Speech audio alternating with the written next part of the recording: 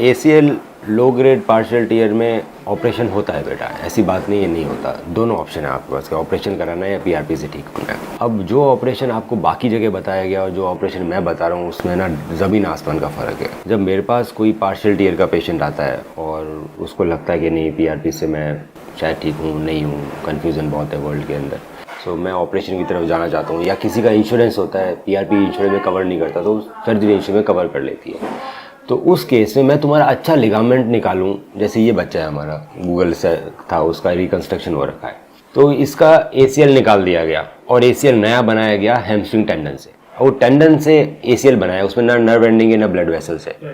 लिगामेंटेशन एक प्रोसेस होता है, मतलब टेंडन से लिगामेंट बनने का प्रोसेस 9 महीने लगते हैं। सो 9 महीने में अगर वो प्रोप्रियोसेप्शन एक्सरसाइज करेगा, जिसमें मैं बता रहा था कि भैया बहुत ज़रूरी है, रनिंग जंपिंग शटलिंग 3-4-6 महीने बहुत मेहनत करेगा ग्राउंड पे जिम पे, तब जाके धीरे धीरे नर्व एंडिंग्स उसकी ACL लिगामेंट पे आएंगी प्रोप्रियोसेप्शन आएगा, अभी है नहीं। सो हम क्या करते हैं, बहुत सारे डॉक्टर जो ओरिजिनल ACL है उसको निकाल लेते हैं, जिसमें हमारी नर्व एंडिंग चली जाती है, ब्लड वेसल चली जाती है, फिर ग्राफ्ट के कॉम्प्लिकेशन है, फेलियर हो रहा है, ढीला पड़ा है, 10 है।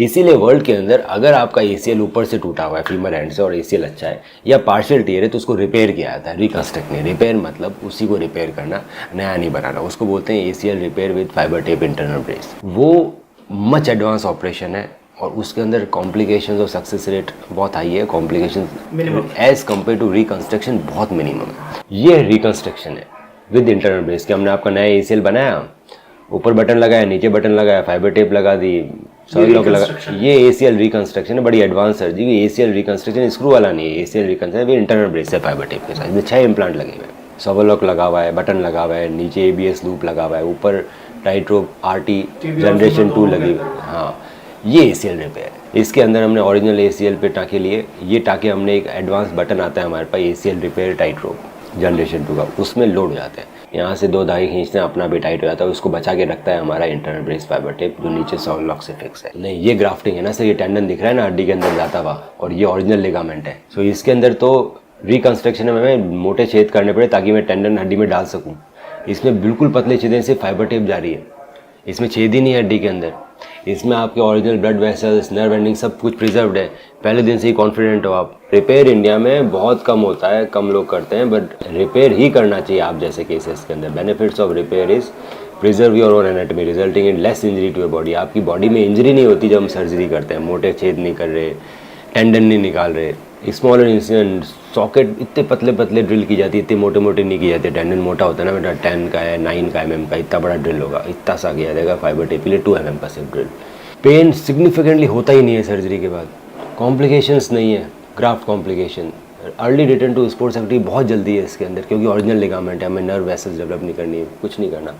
ये पहले क्यों नहीं होता था, अब क्यों होने लग गया? क्योंकि पहले रिपेयर फेल हो जाते थे। जब से इंटरनल ब्रेस आया है तभी से रिपेयर हो रहा है, और रिपेयर सिर्फ ACL का नहीं होता है, ACL के PCL रिपेयर, MCL रिपेयर, सब कुछ रिपेयर करता हूँ मैं, अगर वो रिपेयरेबल है तो। आज अगर अमेरिका जाओगे तो सब कुछ रिपेयर होगा अगर रिपेयरेबल है तो, नहीं रिपेयरेबल है तभी नया बनाया जाएगा। नए बनने में, टेंडन से लिगामेंट बनने में बहुत तकलीफें आती है शरीर को, रिपेयर करना बेस्ट है। इंटरनल ब्रेस से हमारा रिपेयर प्रोटेक्टेड रहता है तो हील हो जाता है, पहले इंटरनल ब्रेस नहीं था तो रिपेयर प्रोटेक्टेड रहता था, फेल हो जाते थे। इसलिए ऑल ओवर वर्ल्ड रिपेयर के नंबर्स हैं वो सिग्निफिकेंटली इंक्रीज हो गए जब से इंटरनल ब्रेस आया।